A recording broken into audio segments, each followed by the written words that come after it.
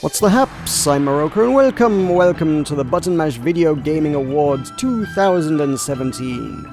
Yes, it's that obligatory time of year where every video gaming content creator has to shovel together a list of all the things they've played in the past 12 months that were good or maybe not quite so good into some sort of list of noteworthy things.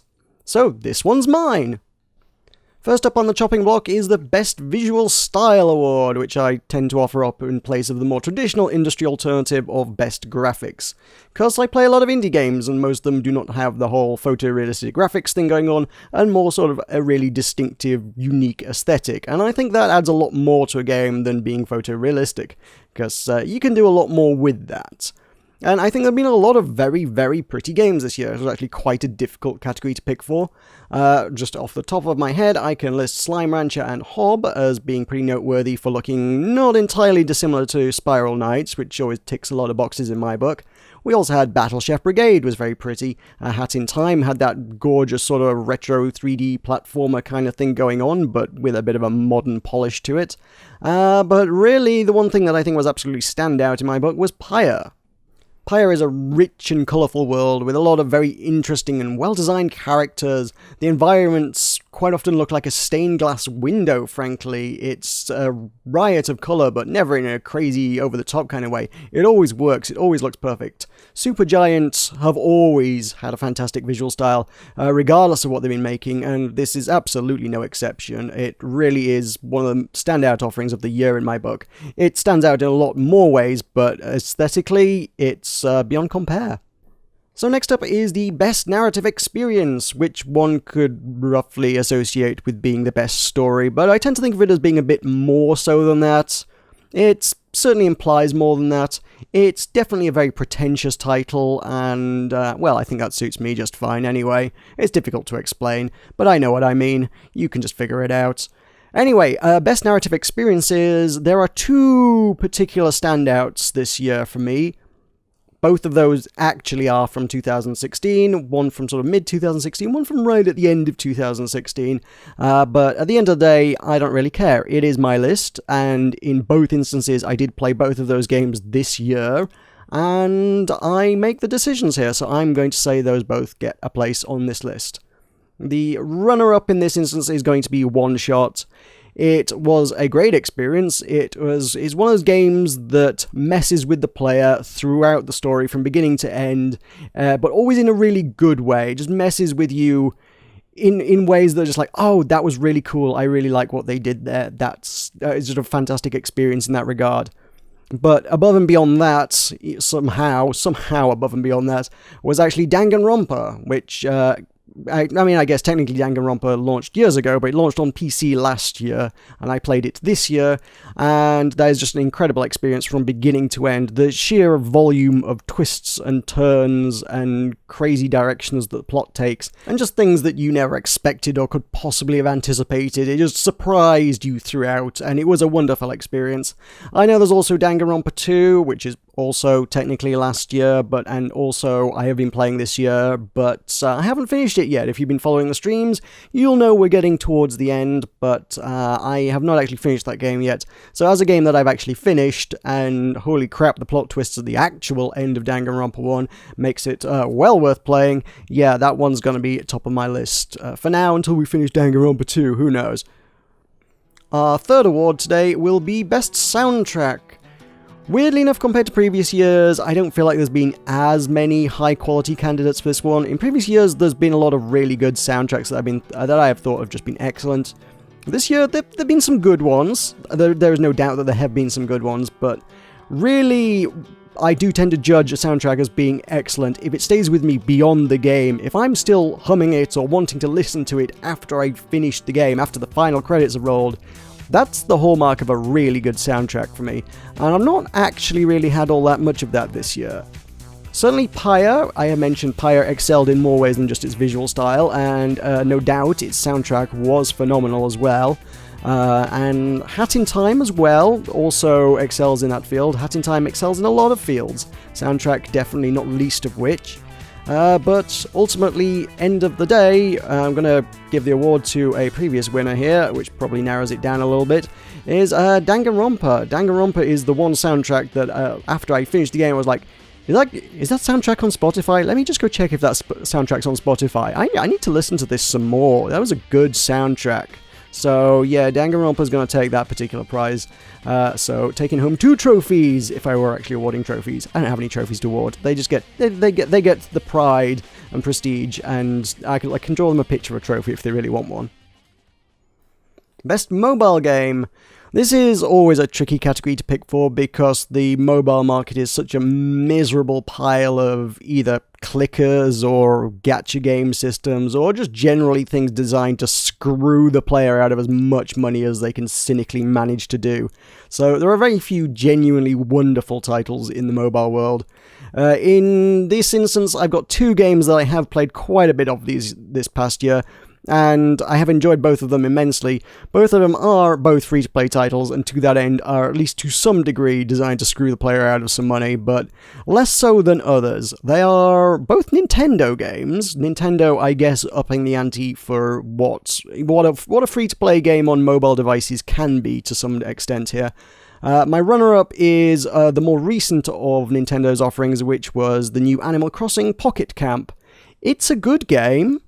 It's not a great game, but it's enough to have held my attention for quite a while on mobile. I've been playing a lot of that over the holiday period. I've been away from my PC. What can I do? Let me just play quite a lot of Animal Crossing. Does it ever stand up to that original Animal Crossing on Nintendo GameCube? No, nothing ever has for me, actually, to be honest, but it's as close as I'm ever going to get for a while, it seems. It's a decent title, it's worth the look. Whether it's worth the long-term investment or any actual financial investment is another matter, but I've been playing it a bunch, it's pretty fun. The real winner here, though, is Pokemon Go, which I played since launch last year, which also one could say disqualifies it, but I'm going to say no, because I've been playing it all dang year as well. I've been playing this for a year and a half straight now. Pokemon Go is great. It's gotten me out of the house a lot. It's got me to meet a lot of new people and hang out with them in new and interesting ways that I would never have interacted with people in the past. And on top of that, it's gotten me a lot of exercise that I would probably have not gotten. So it's pretty great. And also, hey, it's got all that wonderful nostalgia of all those games I grew up with. It ticks a lot of very nice boxes for me there. Okay, so we're going to move on into some of the bigger awards now. So I'm going to start off with Best Single Player Experience, which is a tricky one to pick from because I played a lot of very good single player experiences this year. Pyre, which I've already gushed about on multiple occasions, is excellent and very highly rated. I could quite comfortably give the award to that if there was not greater out there. Danganronpa 1 and 2, also been loving every single moment of those. Those are also extremely solid runners-up. If you're looking for something to play and not involve any other human beings with at all, then yes, Danganronpa 1 and 2 are very good places to be. But ultimately, end of the day, the one thing that I found to be just a joyous experience throughout, from start to finish, was A Hat in Time. There are very, very few games in my experience that can really keep you smiling from beginning to end. The writing, the characters, the world, and the music all just put a really, really big smile on your face. I mean, that is, except for that one really weirdly super dark bit, but we don't like to talk about that one. At any rate, yeah, this is through and throughout definitely by far my best single-player experience of the year. I mean, they are planning to add a co-op mode to it, so there's a potential that it might be a multiplayer experience later down the line as well, but from the hours that I put into it as a single player, it is absolutely a must-play. So that brings us rather neatly onto Best Multiplayer Experience. So I've rather already talked a little bit about Pokemon Go and the particular merits of that, so, that wonderful meat space experience definitely makes that a very solid title in terms of multiplayer for me. It's not necessarily the first thing you think of as multiplayer, but hey, I'm hanging around with other human beings outside churches and statues and monuments and things, and we're all playing the same game together, and we're working together, or in some cases against each other, to complete certain objectives. That's pretty multiplayer. It's just a weird one to think of as multiplayer. It's definitely a solid one for that, but above and beyond that, This should probably come as no surprise to a lot of people, but my best multiplayer experience of the year is probably Worlds Adrift. We spent quite a lot of hours in that particular little universe.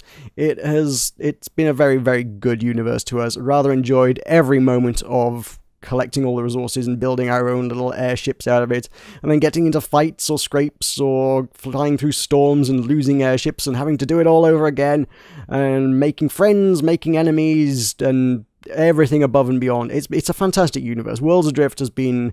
those have just been good times. There are obviously still some kinks to be worked out. Since me and Tulkas kind of fell away from it a little bit, there apparently have been issues with like duplicating items and stuff.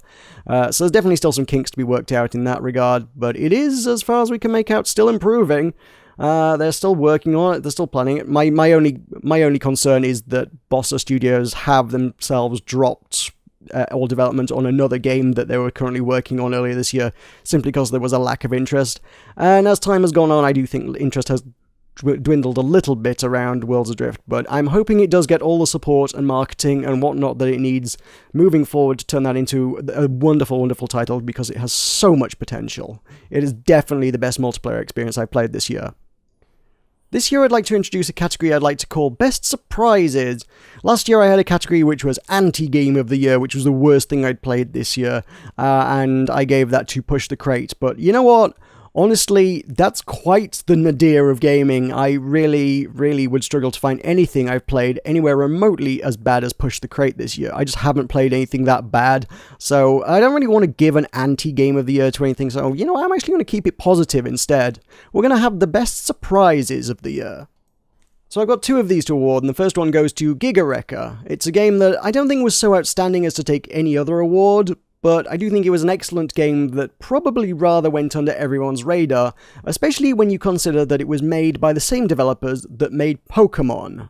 Yeah, Pokemon. Not Pokemon Go, just Pokemon. Game Freak, those guys. When you put the cartridge in the Game Boy years ago, ding, every time it popped up with Game Freak. So to see that name on Steam in the new games releases list, was like, yeah, Game Freak have made a game. I was like, what? They made an anime-style physics puzzler which had some really awesome boss battles. It's kind of cute and kind of awesome, and I think most people probably missed that. It's really good. Go check it out. It's not like exceptional Game of the Year material, but holy crap, it's a really good game by the same guys who made Pokemon. What a weird one to miss out on and to not have been promoted in any way, shape or form. Go check that out. The other Best Surprise award goes to Night in the Woods, which is a game I sort of heard people talk about and really only sat down to play at PAX, and sat down and played quite a bit of it at PAX because it turned out it was really good. The upshot of what I would describe this game as is, it is the game for anybody in their 20s. If you are aged 20 to 30, you probably should play Night in the Woods. It probably works for somebody in their 30s as well. There's a little bit of wiggle room here. But people much younger than that, you might not get it. People significantly older than that probably ain't gonna get it either. It's let's call it millennials. It's a game that really gets the millennial generation and all the issues surrounding this particular age group. All the issues around jobs, around families, around relationships, around mental health, and then the whole thing's topped off with a big dollop of creepy Lovecraftian horror for good measure. It's a really interesting title, and if you're aged 22, let's call it 35, you really owe it to yourself to check this one out. So just to keep you in suspense before we get to the really big awards, we're going to go for the Wap Wap You Tried Award for Effort.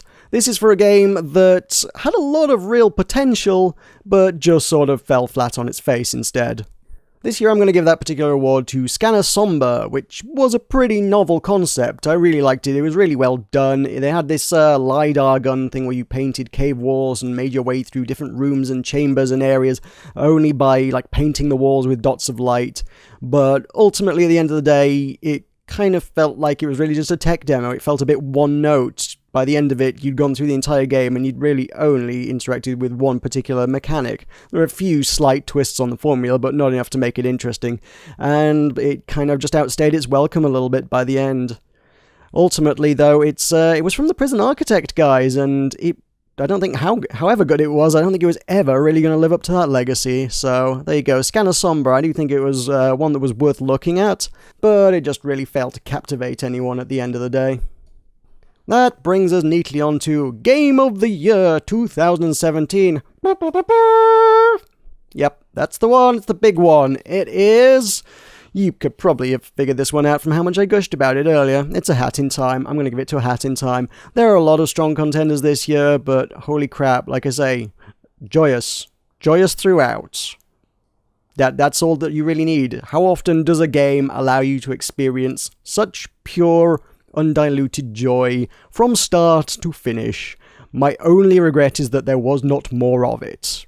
Make more of it, guys. Make more Hat in Time. I want more Hat in Time. And finally, because I still consider myself to be an MMO player of sorts, and this to be an MMO channel of sorts, is it really anymore? I don't know. Maybe not, but regardless, I'm going to continue on with this award for at least one more year. We're going to have the best MMO of 2017! I actually don't have many to pick from here. I didn't play many MMOs in 2017. Let's see, we dipped a toe into Puzzle Pirates, which was okay, but not great, and also 8 years old. I played a little bit of Final Fantasy XIV, which is to say, again, and it failed to grab me, which is to say, again. I played the trial for Destiny 2, so I can say that up to level 8 of Destiny 2 is actually quite a lot of fun, but whether it maintains that all the way up to endgame, especially if I don't have anyone else to particularly play with, I don't know. I haven't decided whether I even want to buy it fully yet or not. Really, when it comes down to it, the one MMO that I sank any considerable amount of time into this year, the one that grabbed me and ran with me forever and a day, you knew it was coming, it's Worlds Adrift. Worlds Adrift is the one. I suppose one could also argue that Pokemon Go is an MMO. Yeah, sure, let's call it that. I mean, there's millions of players who are all playing in the same world. Pokemon Go is an MMO. I can add that to this category, but ultimately, it's no Worlds Adrift, let's put it that way. Worlds Adrift is definitely going to be my MMO of 2017, and it's not even finished. Who knows how good it might be by the time it's finished. So, yeah, keep that one in mind. There's more potential to go there yet. That's the best MMO that came out in 2017, and it's not even done. They're doing good things there. But, yeah, like I say, my experience is a little bit limited. I need to play more MMOs. Recommend some things that I should play in 2018. And I suppose with that in mind, segue, let us have a look at the ones to look at in 2018. I always do this at the end, take a look at the year to come, see what's coming up, see what we know is in development, what might be finished this year, what should be awesome. Let's have a look at those. First on my list is Freedom Planet 2. This was on my list last year. That was on my ones to watch for 2017. It has a Steam page now, which it didn't have before. The Steam page says that the release date is TBD. So, you know what? I'll be honest, I would actually be kind of surprised if this did launch in 2018. I think you're probably looking more 2019 and beyond. Freedom Planet 1 took a long time to make, so don't hold your breath on that one. Following on with that theme, last year I also recommended Red Dead Redemption 2, which is also still in the works, and kind of has a penciled-in release date of 2018 now. However, I can no longer recommend that because I put together a 35-minute video on my Gaming Awards last year, and that included about 10 seconds of footage from the marketing trailer of Red Dead Redemption 2, such as it was at the time, and the entire video got copyright claimed by Rockstar because of 10 seconds footage in the middle of 35 minutes of talking about other video games. So they claimed all the rights to my video, so go screw those guys. I want no part of Red Dead Redemption 2 anymore. Nuts to that. I'm not even going to put any footage here. We ain't going to advertise that. Leave that alone. Go play some indie games. Indie games are great. Still on my list of things that I mentioned last year, and that I had actually kind of forgotten about until I dug out my list of things I talked about last year, is Jenny Leclue Detective Vu, which I played at PAX last year, and was actually pretty good. And that's still in the works. Maybe 2018? Don't know. That one also has a Steam page. It's kind of vague about the release date. Beats me. Keep an eye on it. Should be a good one when it comes, but I don't know when it'll be. One game that I've had on my Steam wishlist for a little while now is Time Spinner, which appears to be kind of a cute pixel arty kind of Metroidvania thing with time travel mechanics. I did play something like that from when I was doing the Indie Insight videos on itch.io a while back, and it was a pretty neat concept. So if it's similar to that, but more polished graphically, I could definitely get behind that.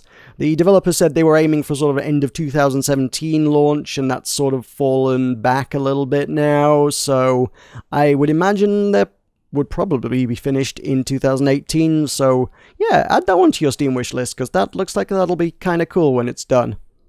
A game that's popped up on my radar on Twitter goes by the name of Eastward, which appears to be a kind of a adorable pixel art adventure game. I have absolutely no idea about the date on that one, though. Bear in mind, I think a lot of this is going to be speculative in terms of date, but if they come out this year, it'll be good. That's where I'm at on these things. Eastward on that list of things I'd like to see this year, but I have no idea. As a follow-up to that, I've also got Eterna, which I also found on Twitter by a chap by the name of Sinclair Strange. Have a look at that, at Sinclair Strange. He, a while back, tweeted a really gorgeous-looking GIF of what appeared to be a 3D fly-through of like a pixel art-style cyberpunk city that I thought just looked utterly gorgeous. I thought it looked like a kind of a pixel art-ish rendition of the introduction to Unreal Tournament, like the original Unreal Tournament 99, and I just love that aesthetic. It looked really good. I don't know any more about it than that, and I don't even know if that's the right game. He's really, really vague about his stuff, so I don't know if that game is Eterna, or if Eterna is that game, or if Eterna refers to something else. Like I say, he's pretty cagey on the details. He didn't say what that GIF was of, and I can't find any other information on what Eterna is, but it sounds like they might be the same thing. All I know is I think you just have to follow him on Twitter until that game actually emerges. That's at Sinclair Strange. Go find that. That's where you're going to find any information on that one. Worlds Adrift is obviously a good game to keep following for 2018. It's not done yet. Keep following it. In a similar genre and situation, you've got Make Sail, which I took a first look at very, very recently in a live stream. It is a really promising-looking sandbox sailing game, but sailing on water, not sailing in the sky like Worlds Adrift. It was funded on Fig, and I like the concept. It should be awesome when it's done, but it's kind of rough at the minute. I really don't know about ETA. Honestly, I probably would be really surprised to see it in 2018.